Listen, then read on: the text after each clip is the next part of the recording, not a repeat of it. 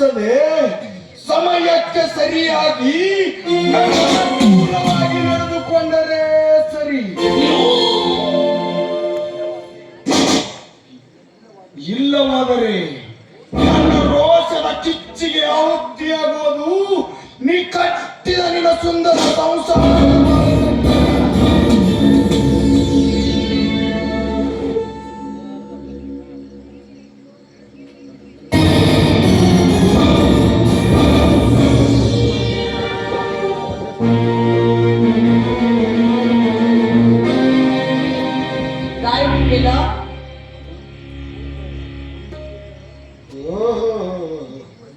ಶ್ರೀಮಂತ ಗುಣವಂತರ ಸಾಹುಕಾರರ personal secretary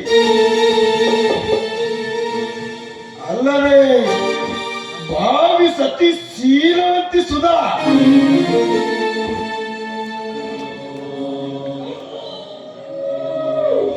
ಇನ್ನು ಶಮನವಾದಂತಿಲ್ಲ ದೇವಿಯವರ ಸಿಟ್ಟು.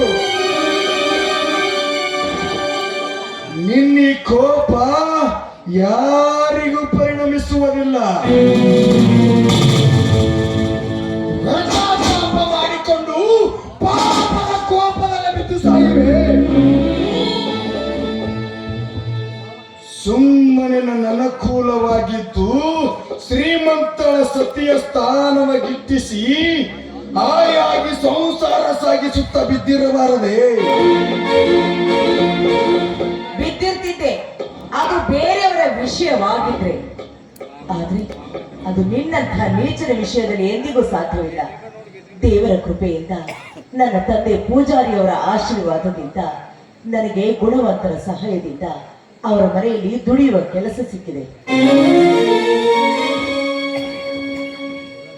ಅಂದಾಗ ಇಲ್ಲ ಸಲ್ಲದ ಮಾತಾಡಿದ್ರು ನಾಚಿಕೆ ಆಗುದಿಲ್ವೇ ನಿನಗೆ?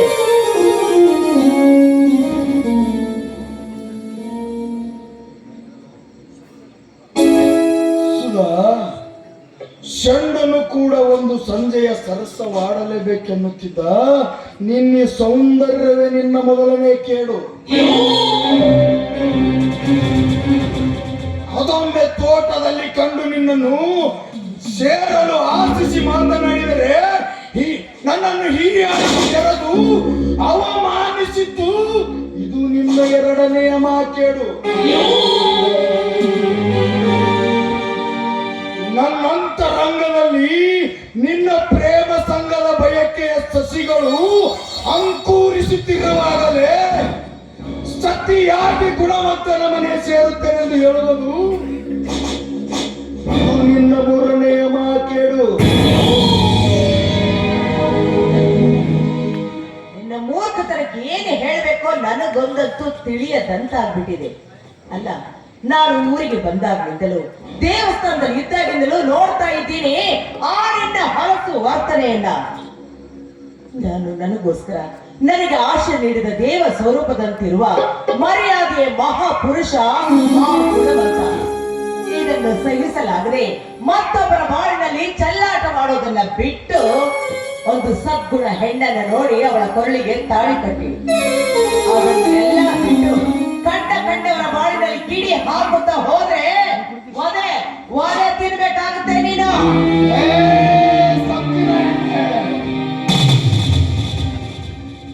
ಹತ್ತು ಮೀರಿ ಮಾತನಾಡುವ ನಿನ್ನನ್ನು ನಿಂತ ನೆಲದ ಮೇಲೆ ಸತ್ತಿಲ್ಲದ ನಿನ್ನ ಸೀರೆಯ ಬಿಚ್ಚಿ ಕಚ್ಚಿ ಹಾಕುತ್ತಿದೆ ನಿನ್ನ ಕಾಮದ ಮುದ್ರೆಯನ್ನು.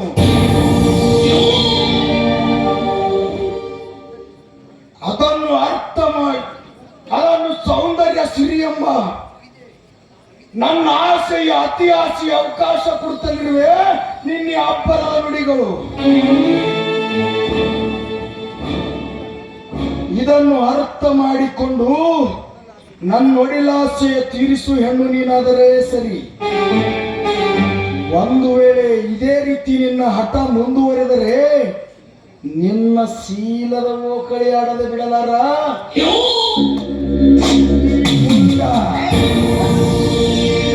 ಏನಪ್ಪ ಷಂಡ, ಗಂಡಸು ಅಂತ ಹೇಳ್ಕೊಳ್ತಿದ್ಯಲ್ಲೋ, ಕಾಮದ ಪಿತ್ತ ನೆತ್ತಿಗೇರಿ ಮತ್ಸರದ ಅಮಲಿಂದ ಕಂಡ ಹೆಣ್ಣುಗಳ ಶೀಲವನ್ನೇ ಸುಟ್ಟು ಹಾಕಲು ಮುಂದುವರೆದಿದ್ಯಲ್ಲ, ನಿನ್ನಂಥ ದುಷ್ಟರನ್ನು ಮೆಟ್ಟಿ ಹಾಕುವ ಹೆಣ್ಣು ಹುಟ್ಟಿದಾಗಲೇ ನಮ್ಮ ಈ ಸಮಾಜದಲ್ಲಿ ಕೀಳು ಭಾವನೆ ಹೆಣ್ಣೆನ್ನುವುದು ಹೊರಟು ಹೋಗುತ್ತೆ. ನಿನ್ನಂಥ ಮತ್ತೆ ಹರಿಸಿಕೊಂಡ್ರೆ ಅದನ್ನು ಕೇಳಿಕೊಂಡು ನಿಲ್ಲಲು ನನಗೇನು ತಲೆ ಕೆಟ್ಟಿಲ್ಲ. ಆದರೆ ನಿನ್ನಂತ ಹುಮ್ಮರ ಮಾತಿಗೆ ಬೆಲೆ ಕೊಡುವಂತ ಹೆಣ್ಣು ನಾನಲ್ಲ. ಒಂದು ಮಾತು ಹೇಳ್ತೀನಿ, ಚೆನ್ನಾಗಿ ನೆನ್ಪಿಟ್ಕೋ. ಕೌವೆ ಕಿತ್ತರೆ ಉಂಚೆ ಉಡೆ ತಬಿ ಕಬೂತರ್ ನಹಿ ಬನ್ ಸಕ್ತಾ. ಯಾದ್ ರಖ್. ಬರ್ತೀನಿ.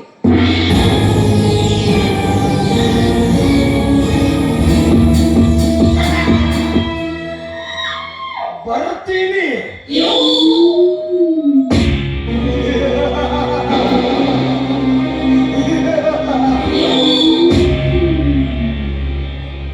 ನೀನೇಕೆ ಬರುವೆ? ನಾನೇ ನಿನ್ನ ತಲೆಗೆ ಬರುವೆ.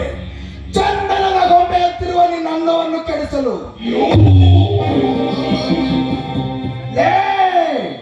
ಸಣ್ಣ ನಿನ್ನನ್ನು ಜನರ ಬಂಡ ಎಣ್ಣೆ ನಿನ್ನ ಶೀಲದ ಕಟ್ಟು ಸಡಿಲು ಮಾಡಿ ಉಂಡಿ ಮುಗಿಸುವ ಗಂಡುಗಲಿಸಲಾಗುವ ತನಕ ನನ್ನ ಹಬ್ಬಕ್ಕೆ